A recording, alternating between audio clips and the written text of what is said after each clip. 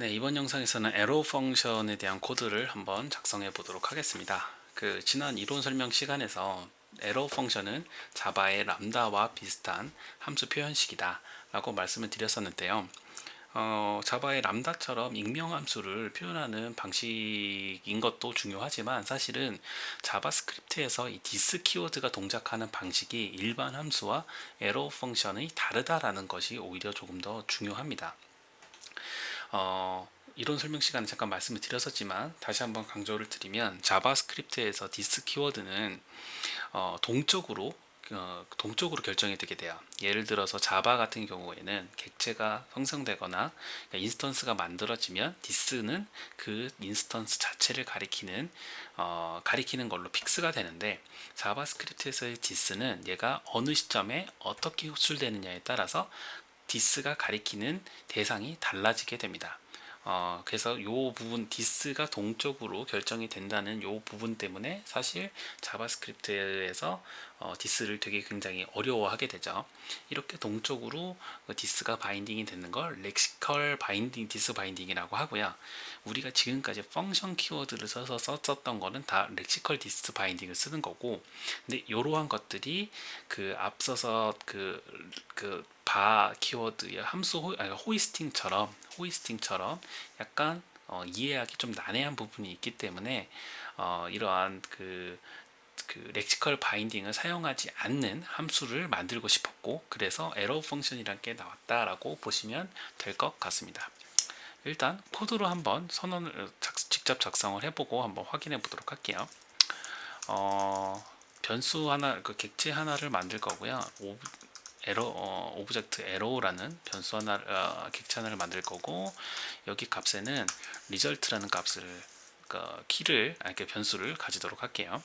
그리고 inner function이라는 변수를 하나 더 선언해 두도록 하겠습니다. 뭘 만들 거냐면은 a랑 b라는 a, b 두 가지 값을 더해서 이 오브젝트 에러의 result 값에다가 값을 넣는 코드를 작성을 할 건데, 특징은 뭐냐면 함수 안에서 익명 함수를 한 번 더 호출하는 방식대로 코딩을 할 거예요. 이렇게 하는 방식이 이 뒤에 우리 엑시오스를 통해서 이제 서버를 이제 비동기 호출하게 될 경우에 엑시오스에서 이런 펑션 안에서 펑션을 또 한 번 호출하는 내부에서 한 번 더 이너 펑션을 호출하는 케이스들을 많이 사용하게 되거든요. 이때 디스가 어떻게 바인딩 되는지에 따라서 코딩하는 방식이 틀려지기 때문에 그때 많이 사용을 하는 방식을 예로 들기 위해서 불필요한 코드지만 함수 안에서 또 한 번 이너 펑션을 호출하는 코드로 한번 작성을 해보도록 하겠습니다. 그래서 이렇게 이너 펑션을 하나 만들어 놨고요. 우리가 만들어 놨던 obj arrow라는 요 변수에다가 add라는 메소드를 하나 만들 건데, 이 add라는 메소드는 a와 b라는 두 가지 값을 받아서 합산 처리를 할 건데, 이 합산 처리하는 거를 inner 펑션으로 만들어 보도록 할게요. 이너 펑션으로 함수 안에서 함수를 한 번 더 호출하게 되는 이너 펑션으로 한번 만들고, 여기서 리절트에 값을 넣을 거기 때문에 이 dis.result 그리고 a와 b 값을 한번 더해보고 이 이너 펑션을 제가 호출해서 이 동작을 하게끔 만들어 보도록 하겠습니다. 그러면은 add라는 메소드 안에서는 함수가 동작을 하게 되는데, 그 함수 안에서는 inner 펑션이 하나 만들어져 있고, 그 inner 펑션에서 실제 덧셈을 처리하는 방식이 되겠죠. 그리고 마지막으로 이 오브젝트 에러의 add라는 메소드를 호출해 보도록 하겠습니다. 2와 3 이런 식으로. 네. 그러면 요 코드가 의미하는 바는, 우리가 기대하는 바는 2와 3의 값을 더해서 리절트, 오브젝트 에러가 담겨져 있는 이 리절트에 2와 3이 더한 5라는 값이 할당되기를 기대하겠죠. 근데 사실상 이렇게 동작하지가 않아요. 이 코드는 여기서 돌려보기보다는 크롬의 개발자 도구로 보는 것이 조금 더 수월해서 요거를 쫙 복사해서 크롬으로 한번 넘어가 보도록 하겠습니다. 크롬에서 새 창 하나 열고요. 개발자 도구를 연 다음에 아까 작성했던 이 코드 싹 복사해서 여기서 한번 보도록 할게요. 이렇게 보면은 실제 그 객체에 어떤 값이 할당되어 있는지를 조금 더 보기 편하게끔 제공을 해주기 때문에 여기서 한번 보는 거예요. 네, 이렇게 돼서 실행 코드를 실행을 시켰고요. 이렇게 실행이 됐을 때 이 오브젝트 arrow라는 그 리절트 값에 5라는 값이 들어갔는지 한번 보도록 하겠습니다. obj arrow라는 리절트 값을 보면 0이 되죠. 우리가 기대한 건 오브젝트 arrow add라는 함수가 호출이 되면 이 펑션이 호출이 될 거고, 그 펑션 안에 또 한 번 함수가 하나 있기는 한데 그 함수에서 a와 b의 값을 더해서 그 오브젝트 arrow에 선언되어 있는 리절트 값에다가 넣기를 기대했으나 사실상은 오브젝트 arrow 리절트 값에 들어가지 않고 어디에 들어가 있느냐, 윈도우라는 객체 안에 5라는 값이 들어가 있게 됩니다. 요게 렉시컬 디스 바인딩이에요.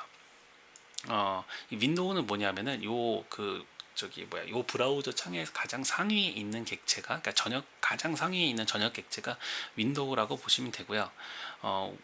윈도우라고 보시면 됩니다. 근데 왜 하필이면 전역 객체의 리절트라는 값에다가 그 값이 들어가 있느냐? 그게 바로 이제 자바스크립트에서 디스가 어떻게 동작하는지를 좀 봐야 되는데, 간단하게 한번 설명을 드리면 요 문구가 가장 중요합니다. 렉시컬 디스 바인딩은 현재 호출 중인 메서드를 보유한 객체를 가리킨다. 요 개념을 잘 알아두셔야 돼요. 보면 현재 호출 중인 메서드를 보유한 객체를 디스가 가리키는 거예요. 여기 코드상 보면 inner function이라는 그 변수를 선언해 뒀죠. 얘는 코드상에 어떠한 객체에 속해 있는 게 아니기 때문에 전역 객체에 속해 있는 변수가 되게 됩니다. 그래서 요 변수 inner function이라는 것은 윈도우 아래 있는 윈도우 객체 밑에 설정되어 있는 변수가 되게 되고요. inner function이 이렇게 호출이 됐을 때 이 inner function이라는 메서드는, 이 inner function이라고 하는 메서드는 속해 있는 것이 obj arrow의 객체 안에 속해 있는 것이 아니라 선언됐을 당시가 전역 객체에 선언이 되어 있기 때문에 this는 obj arrow를 선택하는 것이 아니라 윈도우 객체가 선택되게 돼요. 그래서 window.inner function을 봐도 여기에 함수가 선언이 되어 있죠. F라고 표시되는 게 함수가 선언이 되어 있다는 거고, 그래서 그 결과로 리절트도 이 디스점 했을 때 여기가 디스가 obj arrow가 아니라 맨 처음에 선언됐던 inner function 변수가 선언됐을 당시에 전역 객체에 선언이 됐기 때문에 이 전역 객체에 선언된 변수가 바로 디스를 가리키게 되는 거죠. 좀 어렵죠. 그러니까 현재 호출 중인 메서드를 보유한 객체를 가리킨다라는 걸 조금 곱씹어 봐야 돼요. inner function은 맨 처음에 생성될 때 윈도우 객체에 선언이 됐던 거고, 그 변수의 메서드를 실행을 시킨 거기 때문에 this는 윈도우 객체를 가리키게 됩니다. 따라서 오브젝트 arrow를 가리키게 되는 건 아니에요. 우리가 의도한 것처럼. 그래서 this.result에다 값을 넣으려고 하는 거는 window.result의 값을 넣으려고 하는 거고, window.result라는 값이 없었기 때문에 이 당시에 할당을 하면서 5라는 값이 들어가게 된 거라고 볼 수 있습니다. 이처럼 이 펑션으로 호출했을 경우에는 이 this가 과연 뭘 가리킬지에 대해서 곱씹어 봐야 돼요. 이 this가 전역 객체를 가리키는 건가, 내가 의도한 대로 obj arrow를 가리키는 건가. 내가 의도한 거는 지금 obj arrow 밑에 있는 메서드를 사용을 한 거기 때문에 당연히 이 this가 obj arrow라는 객체를 가리킬 거라고 기대를 했던 거죠. 이러한 생각을 안 하게끔 하기 위해서 만든 것이 arrow 펑션이고요. 이 arrow 펑션의 문법은 펑션을 없애고 화살표를 넣어주시면 됩니다. 이렇게 되게 되면 arrow 펑션 안에서는 이 this가 그 현재 호출 중인 메서드를 보유한 객체를 가리키는 게 아니라 이 로직상에서 이게 사용된 요 로직 안에서 가리키는 this를 그대로 가리키게 돼요. 그러니까 디스 바인딩이 다시 되는 게 아니라 지금 우리가 문맥적 흐름대로, 그러니까 우리가 이 흐름에서 사용하고 있는 디스가 그대로 이 디스로 할당이 돼서 사용이 된다라고 보시면 되고요. 그래서 이 코드를 다시 한번 실행을 해보도록 할게요. 리프레시하고 다시 리프레시할게요.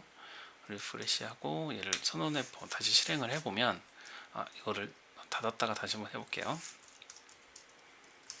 네, 이렇게 선언하게 되면 아까랑 다르게 윈도우라는 객체의 리절트를 보면 아무것도 없어요. 리절트는 아무것도 없고 여기에 이너 펑션은 선언이 되어 있겠죠. 왜냐하면 우리가 이너 펑션이라는 변수를 선언할 때는 어떠한 객체에 속해 있는 게 아니기 때문에 전역 객체의 하위로 선언이 됐을 거고, 하지만 우리가 이너 펑션 자체는 그 에러 펑션으로 선언을 했기 때문에 이 에러 펑션 안에서 가리키는 디스는 다시 디스 바인딩을 하는 것이 아니라 요 중괄호 안에서 사용되게 되는, 중괄호 안에서 사용되는 디스를 그대로 가리키게 되는 거예요. 요 펑션 안에서 사용되는 디스는 에로, 그 오브젝트 에로우를 가리키기 때문에 이 디스는 그대로 오브젝트 에로우를 가리키게 되는 거죠. 그래서 오브젝트 에로우의 리절트를 보면 그대로 우리가 기대했던 바처럼 5라는 값이 요 오브젝트 에로우에 선언되어 있는 리전트 변수에 들어가 있는 것을 볼 수가 있습니다. 이제 개념 자체가 좀 어렵기는 한데 이 렉시컬 바인 디스 바인딩이 들어가면서 이러한 차이 때문에, 그러니까 우리가 일반적으로 아는, 그러니까 디스라는 것이 함수를 선언할 때마다 무조건 다 어떻게 바인딩 되는지를 판단하는 것이 아니라 우리가 흐름상 이 디스는 뭐야 라고 선언되어 있었고, 그 아래서 내가 이너 펑션을 한 번 더 호출할 때 그 디스를 그대로 사용하고 싶다 라고 할 때는 에러 펑션을 쓴다, 이런 식으로 알아두시는 게 편할 것 같습니다. 그리고 앞서 말씀드렸던 것처럼 엑시오스에서 이너 펑션을 굉장히 많이 쓰기 때문에 그때 그 에러 펑션을 쓰면서 이 디스 바인딩에 대해서 한 번 더 설명을 하도록 하겠습니다. 그러면 이번 영상은 여기까지 할게요.